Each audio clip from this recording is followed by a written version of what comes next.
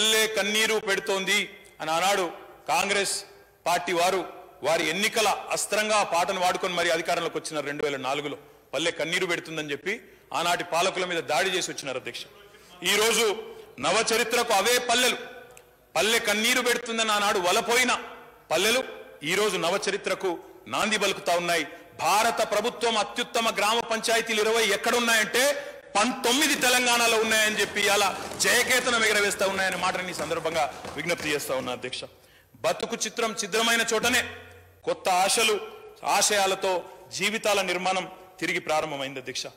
గాంధీ మహాత్ముడి గ్రామ స్వరాజ్యం అనే కళ ఏదైతే ఉన్నదో ఆ దిశగా స్వయం సమృద్ధితో స్వావలంబన దిశగా తెలంగాణ పల్లెల ప్రయాణం సాగుతా ఉంది అధ్యక్ష. సాగు తాగునీళ్లే కాదు అధ్యక్ష. మిత్రుడు మాట్లాడుతూ సర్పంచ్లకు నిధులు రావడం లేదన్నారు. ఆ విషయం కూడా నేను చెప్తా అధ్యక్ష. సాగు తాగునీళ్ళనే కాదు, ఇవాళ విధులను గుర్తు చేస్తూ నిధులనిస్తూ గడప గడపకు పల్లెకు నిధులను కూడా పంపింగ్ చేసిన ఘనత ఈ ప్రభుత్వానికి కేసీఆర్ నాయకత్వం అనే మాట కూడా ఈ సందర్భంగా నేను విజ్ఞప్తి చేస్తా ఉన్నా. పల్లె బాగుంది కాబట్టి తెలంగాణ సల్లగుంది అధ్యక్ష. పల్లె ప్రజల జీవితాలకు ఆయువు పట్టైన వ్యవసాయ రంగానికి గౌరవ ముఖ్యమంత్రి గారు ఎంత చేసినారో బహుశా 75 సంవత్సరాల స్వతంత్ర భారతదేశంలో ఏ నాయకుడు కూడా అంత పని చేయలేదు అన్నమాట గర్వంగా చెప్పుకోవచ్చు అధ్యక్ష.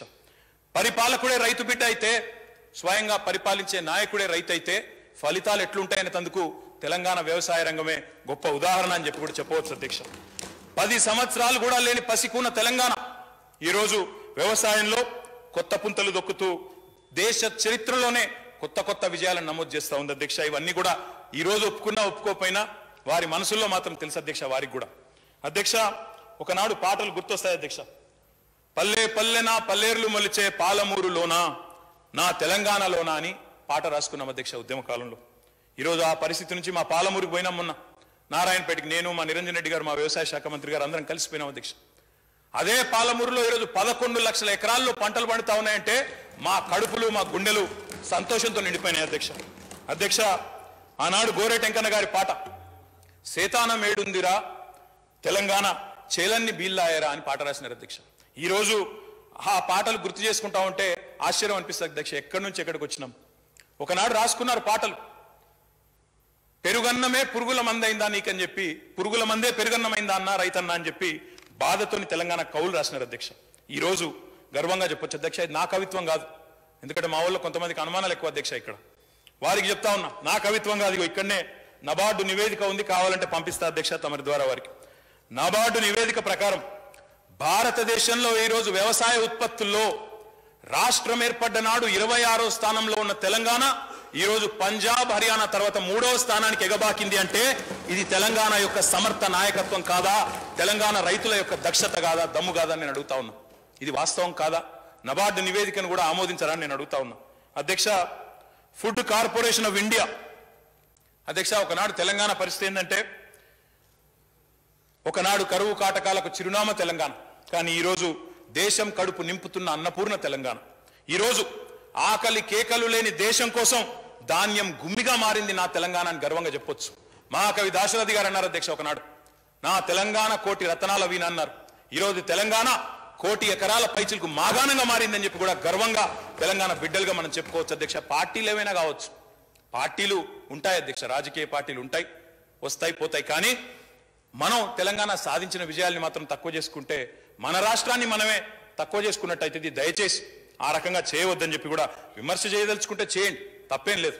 కానీ సద్విమర్శ చేయండి, రాష్ట్రాన్ని కించపరచకండి, రాష్ట్రాన్ని చిన్నగా చేసి మాట్లాడవద్దని నేను విజ్ఞప్తి చేస్తా ఉన్నాను అధ్యక్ష. ఈరోజు తెలంగాణ రైతులు సాధించిన విజయం ఒక్క మాటలో చెప్పాలంటే, పుట్ల కొద్ది వడ్లు ఎట్లా పండుతున్నాయంటే అధ్యక్ష, కళ్ళం నిండా గింజలు పళ్ళెం నిండా మెతుకులు అన్నట్టు తిండి గింజలు పండిస్తూ ఏ స్థాయికి పోయింది తెలంగాణ అంటే, ఫుడ్ సెక్యూరిటీ యాక్ట్ ప్రకారం ఏ సంస్థనైతే నేను ధాన్యం కొనాలో ఫుడ్ కార్పొరేషన్ ఆఫ్ ఇండియా వాళ్ళే ఆఖరికి చేతులు ఎత్తేసి ఇక మా వల్ల కాదు మేము కొనలేము అనే స్థాయికి తెలంగాణ పోయింది అంటే ఇది మామూలు విజయం ఆలోచించమని చెప్పి నేను కోరుతా ఉన్నా.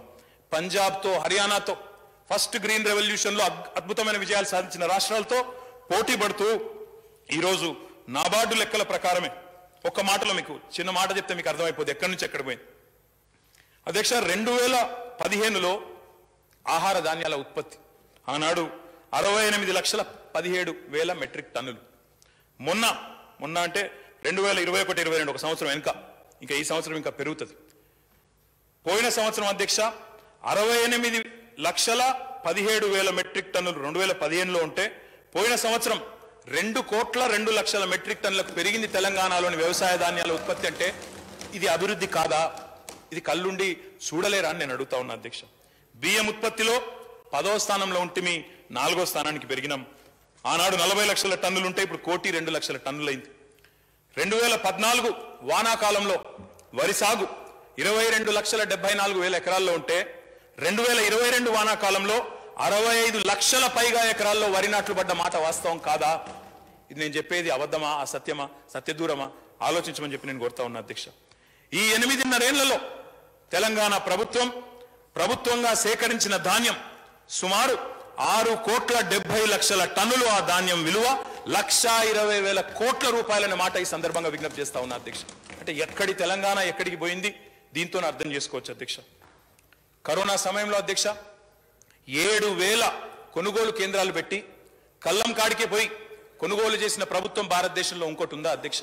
ఎక్కడన్నా ఉన్నదా? వారు పరిపాలిస్తున్న రాష్ట్రాల్లో ఎక్కడన్నా కల్లం కాడికి పోయి 7,000 కొనుగోలు కేంద్రాలు పెట్టి కరోనా లాంటి విపత్కల సమయంలో కూడా ముందుకొచ్చిన రాష్ట్రం ఏదన్నా ఉన్నదా? ఆలోచించమని నేను కోరుతా ఉన్నా అధ్యక్ష. వ్యవసాయ రంగంలో విదేశీ పెట్టుబడులను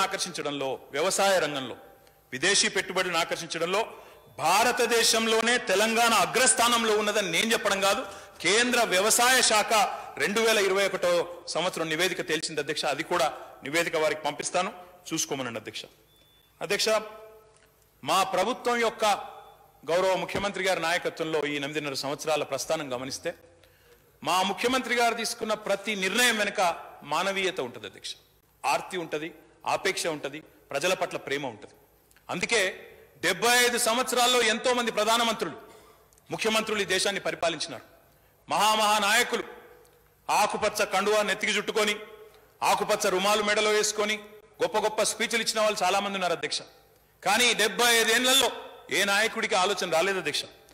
ఈరోజు గర్వంగా చెప్పొచ్చు అధ్యక్ష, 75 ఏళ్ల భారతదేశ స్వాతంత్రం అనంతరం ఒక ముఖ్యమంత్రి, ఒక రాష్ట్ర నాయకుడు 65 లక్షల మంది రైతులకు 65,000 కోట్ల రూపాయలు వారి ఖాతాలో జమ చేసిన ఒకే ఒక్క నాయకుడు కేసీఆర్ అని గర్వంగా మనందరం కూడా చెప్పుకోవచ్చు అధ్యక్ష.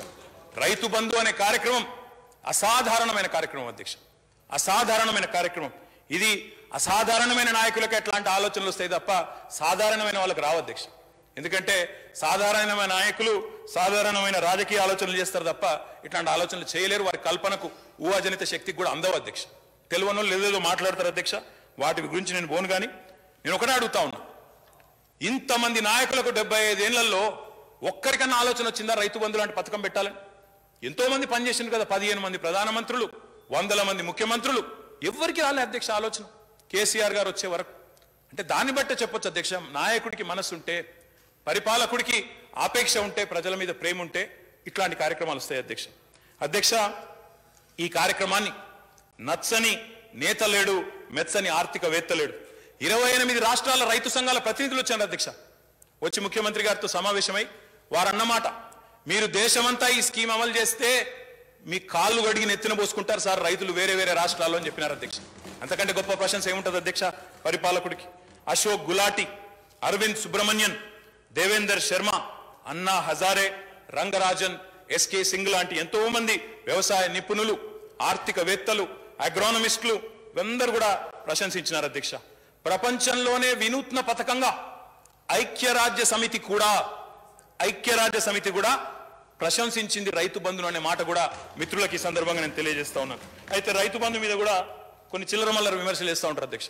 రైతు బంధు అనగానే ఒక ఆయన ఇదంతా పెద్ద ఊళ్ళకే పోతున్నది, చాలా మంది పెద్ద వాళ్ళు తింటున్నారు ఇంట్లో అని అడ్డగోలుగా మాట్లాడతారు అధ్యక్ష.